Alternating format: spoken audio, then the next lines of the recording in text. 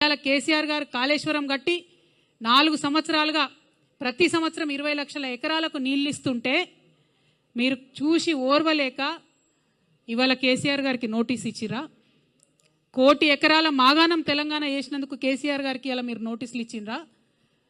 రైతులకు రైతు బీమా పేరుతోనే ఆదుకున్నందుకు మీరు నోటీసులు ఇచ్చిండ్రా? రైతు బంధు పేరుతో ఆదుకున్నందుకు మీరు నోటీస్ ఇచ్చిండ్రా? కేసీఆర్ కిట్ ఇచ్చినందుకు నోటీస్ ఇచ్చిండ్రా? తెలంగాణ ప్రజలకు మేలు చేసినందుకు నోటీస్ ఇచ్చిరా? ఎందుకోసం నోటీస్ ఇచ్చిండ్రు? అది అసలు కాళేశ్వరం కమిషనా, కాంగ్రెస్ కమిషనా అని ముఖ్యమంత్రి గారు నేను ప్రశ్నిస్తూ ఉన్నాను.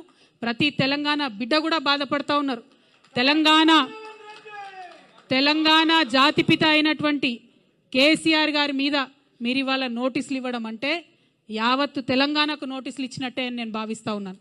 ఎందుకోసం ఈ మాట చెప్తా ఉన్నామంటే ఆ బక్కపల్సటి మనిషి ఒకసారి పిడికిలెత్తి బయలుదేరితేనే ఇవాళ తెలంగాణ రాష్ట్రం వచ్చింది.